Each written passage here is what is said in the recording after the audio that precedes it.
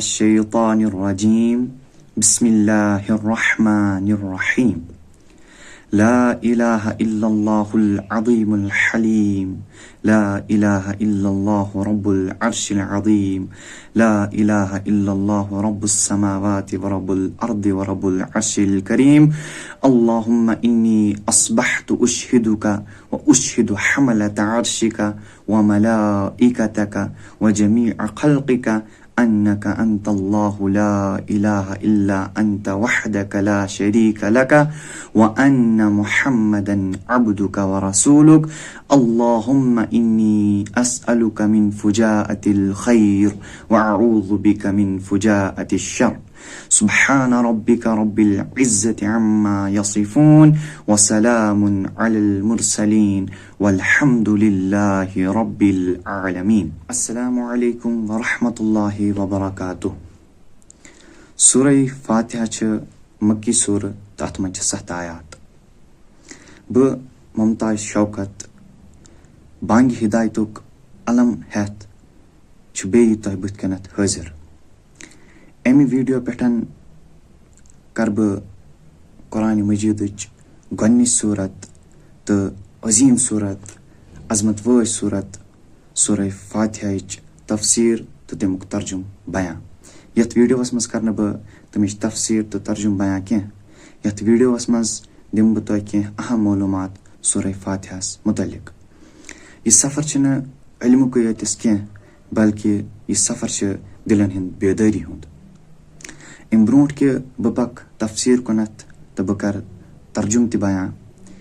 तम ब्रोट कर बह अख चीज बयां कि अक्सर लोकन हिंदन जहनन मंदन छ यह सवाल आसान कि अगर सूरतुल अलक च कह आयात गड गई नाजिल तिल क्या छन सूरतुल अलक कुरान किस आगाज़स मज सूरह फातिहा क्या छ इफ्तिताही सूर आमच बनान।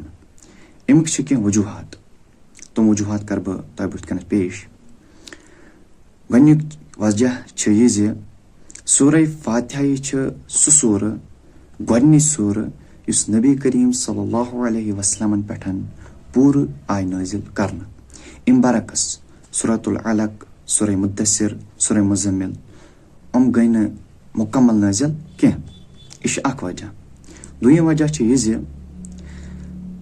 इश न कुन किस्मुक बयान कह बल्कि इश अख दुआ। मतलब यह कि सूरह फातिहा छ ऐसे अल्लाह ताला सतन कथ करनुक तरीक हेचनावान तो युस ते कुरानस मज तालीम छ तमुक खुलास छ सूरह फातिहास मज। त्रीम वजह छ यह कि पूरे कुरानुक खुलास छ सूरह फातिहा। मतलब अत मजन चीज वारिया चीज लबान। अत मजन चीज अक़ीद इबादात दुआ शुक्र हिदायत तलब चीज लबान।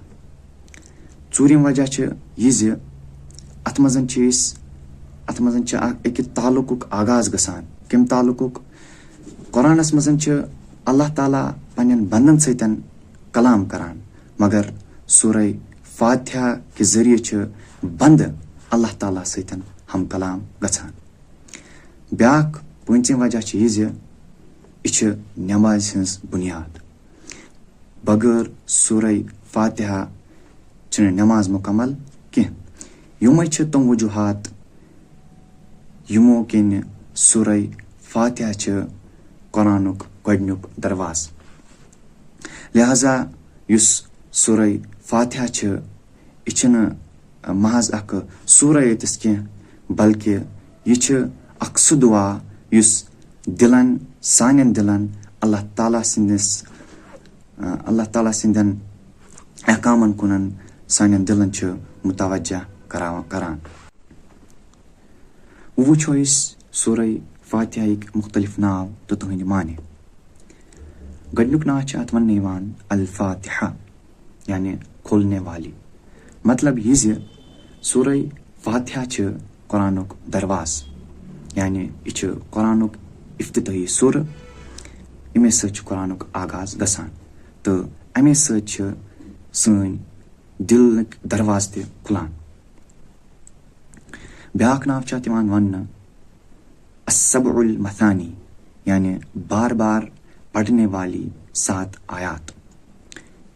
سورہ فاتحہ چھِ أسۍ ہر کُنہِ رکعتہِ منٛز پران تہٕ یہِ چھِ اَسہِ دۄہے آسان سانٮ۪ن زبانن پٮ۪ٹھ. اَتھ چھِ یِوان وننہٕ السبع المثانی، یعنی بار بار پڑھنے والی 7 آیات. اَتھ سورس چھِ 7 آیات. بیٛاکھ ناو چھِ اَتھ یِوان وننہٕ الکتاب یا القرآن، کتاب کی ماں. امیُک مطلب چھُ یہِ زِ سورہ فاتحہ چھِ پوٗرٕ قرآنُک خُلاصہٕ، یعنی پوٗرٕ قرآنُک نچوڑ چھُ سورہ فاتحہس منٛز، توے چھِ اتھ وننہٕ یِوان الکتاب. بیٛاکھ ناو چھُ اتھ الشفا، یعنی شفا دینے والی. یُس یہِ قرآن چھُ یہِ چھُ جسمہٕ تہٕ روح کٮ۪ن بٮ۪مارٮ۪ن ہُنٛد علاج. بیٛاکھ ناو چھُ اتھ یِوان وننہٕ الرقیہ، مطلب نبی کریم صلی اللہ علیہ وسلم چھُ فرمومُت یہِ سوٗر چھُ دم کرنہٕ خٲطرٕ اکھ بہتریٖن سوٗر. الرقیہُک مطلبٕے گوٚو دم کرنے والی. توے فرمو نبی کریم صلی اللہ علیہ وسلمو سورہ فاتحہ چھِ اکھ سُہ سورٕ یُس دم کرنہٕ خٲطرٕ چھُ بہتریٖن. یِم ٲسۍ سورہ فاتحہٕکۍ مختلف ناو تہٕ أہنٛدۍ معنے. سٲری ناو چھِ سورہ فاتحہچہِ جامعیتس ظٲہر کران. وۄنۍ آسیو تُہنٛدٮ۪ن ذہنن منٛز یہِ سوال ووٚتھمُت کہِ سورہ فاتحہس کپٲرۍ آے ناو تہٕ کٔمۍ چھِ تھٲمٕتۍ؟ کیٛاہ آیا علماء کرام چٮ۪ن مرضی مُطٲبق آیہِ تھاونہٕ کِنہٕ اُہُنٛد چھُ کانٛہہ ثبوٗت سنتس منٛز یا احادیٖثن منٛز یا قرآنس منٛز اسہِ وٕچھنہٕ یِوان؟ امیُک جواب چھُ یہِ زِ ناو چھِنہٕ انسانن ہٕنٛدٮ۪ن دِتمٕتۍ آمتٮ۪ن اصطلاحاتن مُطٲبق آمٕتۍ تھاونہٕ کینٛہہ، بلکہِ أہنٛز شاخ چھِ أسۍ سنتن منٛز، احادیٖثن منٛز تہٕ صحابہ کرام کٮ۪ن تفاسیٖرن منٛز یِوان لبنہٕ. تہٕ ناو چھِ سورہ فاتحہس اکھ بٔڑ بار عظمت دِوان. وۄنۍ وٕچھو أسۍ سورہ فاتحہُک زمانہ نزول. سورہ فاتحہ چھِ مکی سورٕ یُس مےٚ گۄڈے عرض کوٚر، یعنی چھِ مکہس منٛز نٲزِل گٔمٕژ. یہِ چھِ قرآنٕچ سُہ سورٕ یُس نبی کریم صلی اللہ علیہ وسلمن پٮ۪ٹھ پوٗرٕ آیہِ نٲزِل کرنہٕ. یہِ چھِ سُہ گۄڈنِچ سور قرآنٕچ یُس نبی کریم صلی اللہ علیہ وسلمن پٮ۪ٹھ پوٗرٕ آیہِ نٲزِل کرنہٕ. یہِ چھِ تتھ دورس منٛز یِوان نٲزِل کرنہٕ یتھ منٛز تٲریٖکی چھِ آسان ہر کُنہِ طرفہٕ، شرک چھِ آسان عام، جہالتن چھِ آسان انسٲنیت کھیٚمٕژ، تہٕ یِم طاقتور چھِ آسان تِم چھِ آسان کمزورن پٮ۪ٹھ غٲلب. اتھے وقتس منٛز چھِ اللہ تعالیٰ یہِ سور کران نٲزِل، تہٕ یہِ سور چھُ اسہِ اللہ تعالیٰ سۭتۍ جوڑان تہٕ اسہِ دُعا کرُن ہیٚچھناوان. سورہ فاتحہ کیٛاہ چھِ اسہِ ہیٚچھناوان؟ سورہ فاتحہ چھِ اسہِ ہیٚچھناوان کہِ ساروی کھۄتہٕ گۄڈٕ گژھو أسۍ اللہ تعالیٰ سٕنٛز تعریٖف کرٕنۍ، اللہ تعالیٰ سُنٛد حمد بیان کرُن تہٕ تمہِ پتہٕ گژھو أسۍ پننٮ۪ن کمزورین ہٕنٛز تہِ محاسبہٕ کرُن، یعنی پننہِ کمزوری سمجھٕنۍ. پتہٕ گژھو أسۍ صرف اور صرف اللہ تعالیٰ سٕے مدد منٛگٕنۍ، تہٕ پتہٕ گژھو أسۍ اللہ تعالیٰ ہس کُن رجوٗع کرٕنۍ تہٕ اللہ تعالیٰ ہس سیٚز وتھ طلب کرٕنۍ، یعنی اے اللہ اسہِ کر صراط مستقیٖمس پٮ۪ٹھ گامزن. سورہ فاتحہ چھِ أسۍ توحیٖد ہیٚچھناوان. سورہ فاتحہ چھِ أسۍ عبادتُک مقصد ہیٚچھناوان. سورہ فاتحہ چھِ أسۍ دعا کرنُک ادب ہیٚچھناوان. سورہ فاتحہ چھِ أسۍ دُنیا تہٕ ٲخرت کہِ سفرٕچ رہنُمٲیی کران. یعنی یِہے چھُ سُہ سورٕ یُس اسہِ اللہ تعالیٰ سۭتۍ چھُ جوڑان تہٕ سانٮ۪ن دِلن ہٕنٛدۍ درواز چھُ کھولان تہٕ اسہِ چھِ سیٚزِ وتھِ پٮ۪ٹھ گامزن کران. وٕچھو أسۍ سورہ فاتحہُک مقصد کیٛاہ چھُ. سورہ فاتحہُک مقصد چھُ یہِ زِ یہِ چھِ اسہِ بیدار کران، یہِ چھِ اسہِ احساس دِلاوان کہِ तोह निश छुनह कांह ताकत कह, तोह निश छुनह कांह कुव्वत कह, यानी तु छु बेबस, तु छु लाचार, तु छु अल्लाह ताला सिंद मोहताज। यानी अगर कांह ताकतवर छ, अगर कांह कुव्वत छ थावान, सह सिर्फ और सिर्फ अल्लाह ताला, यानी कुदरत वोल, हर कुन चीजस पेठ कुदरत थावन वोल सह सिर्फ और सिर्फ अल्लाह ताला, यानी हर कुन चीजस पेठ कादिर छ सिर्फ अल्लाह ताला, युस हिकमत वोल छ, युस इल्म वोल छ, यानी युस पोशीद ति छ जानान, युस ज़ाहिरी ति छ जानान, युस ज़ाहिरी अमल करो सह छ अल्लाह ताला जानान, युस बैतनी अमल करो सह छ अल्लाह ताला जानान, यानी हर कांह चीज छ अल्लाह ताला जानान, युस अस ब्रोह कुन करन छ यछान सह छ अल्लाह ताला जानान, सून हर कांह चीज जर जर छ अल्लाह ताला जानान, सही छ तमाम तारीफन लायक, सही छ दुआन लायक, यानी हमदो सनास लायक छ सिर्फ और सिर्फ सुई अल्लाह ताला। तो यह दरस छ सूरह फातिहा दिवान कि अल्लाह ताला वरय हेक्यु न तुम कुछ मंगित कहें, अगर तुम दुआ छु मंगन, अगर मदद छु मंगन, सह हेक्यु सुई रब करित। बे युम ति इंसान छ, युम ति अल्लाह ताला सिंद बंद छ बाकी, तुम हेक्नो न तुहंज मदद करित कह, तिक्याज सिर्फ और सिर्फ छ अल्लाह ताला युस यह ताकत छ थावान, युस यह कुव्वत छ थावान। तो अस सूरह फातिहा हेचनावान दुआक अदब कि दुआ कित कन गछो तुम मंगन, यानी तुम कुस वत गछो मंगन, तुम गछो मंगन सिरात मुस्तकीम, यानी सह वत युस सिज वत छ, यानी अगर तुम अत वत पे पक्यो अत वत पे कामयाब, तवे मंगो तुम यह वत, तम वत नश मंगो नजात यथ पे यम पक, यथ पे यम लुक पक, तिमन पे अल्लाह ताला सुंद गजब नजिल करना, यानी तुम आय रेज करना। यह सूरह फातिहा मकसद पनुन दपान कि मोन मकसद छ क्या, मोन मकसद तो मुद्दा क्या। अख जरूरी कथ छ युस वनुन छ जरूरी, सह छ यह ज यदि सूरह फातिहा छ परान, सारियो छ सूरह फातिहा परमुत, अस वन कि सूरह फातिहा छ 7 आयात। तो ये मैं वीडियो कोर शुरू मे दोप सूरह फातिहा छ मक्की, तो अत मज 7 आयात। तो मगर यदि सूरह फातिहा छ परान, गोनिच आयत छ परान अल्हम्दुलिल्लाहि रब्बिल आलमीन, अत पे यदि गुजरावान छ लास्टम आयत तामत, आखिरी आयत तामत वलद्दाल्लीन, और तामत छ 6 गुजरात, मगर होर छ बोजमुत 7, मगर यह सनान यूता कह कि होर दुबुक मैं 7 योर 6 अमुक जवाब दिम बह यह क्या। अत मजन इख्तिलाफ यम रिंग कि 6 7 अत पे इत्तिफाक सारनी हुंद, मगर इख्तिलाफ अत पे कि युस हिसाब करनुक तरीक तथ मजन इख्तिलाफ। अत इख्तिलाफ उलमा इम तरीक वजाहत करान कि 2 मौक़िफ़ छ।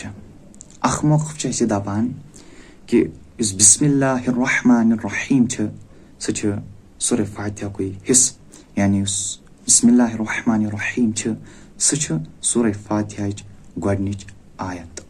इलिस पतन बिस्मिल्लाहिर्रहमानिर्रहीम पेठन गुजरावो तो तेलिन 7 आयत बिल्कुल। तो अम हिसाब छ 7 आयत। तो यह मौक़िफ़ वोल क्या दपान कि उस आखिरी आयत छ उम 2 आयत, उम 2 आयत कह, यह 1 आयत। यह मौक़िफ़ छ इमाम शाफ़िई रहमहुल्लाहु अलैहि सोबन तो तहदन मानन वाले हुंद।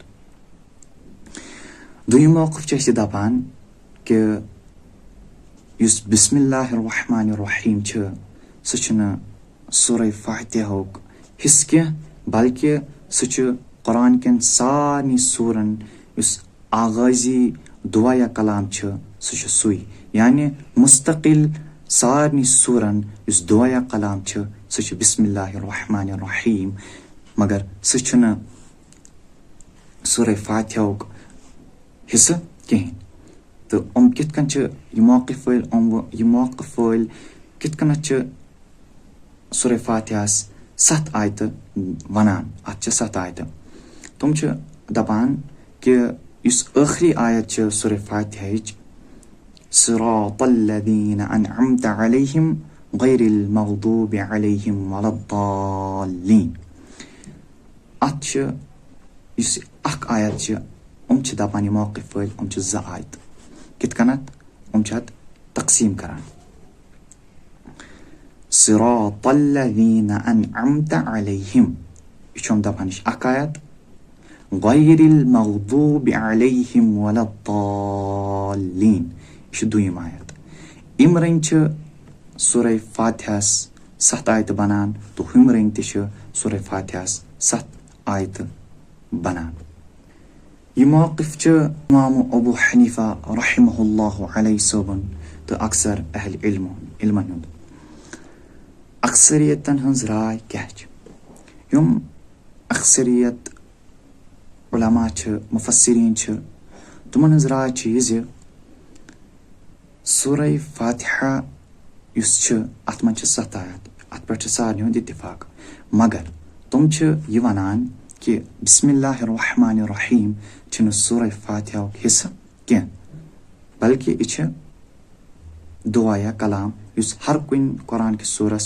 गड कुरान किस आगाज कुरान किस हर कुन सूर किस आगाजस मज आसान हम दपान कि इस अक्सरियती राय हम दपान कि इस आखिरी आयत हम 2 मे दोप ठीक अमे हिसाब हम दपान कि सूरह फातिहा 7 आयत खुला चीज अत पे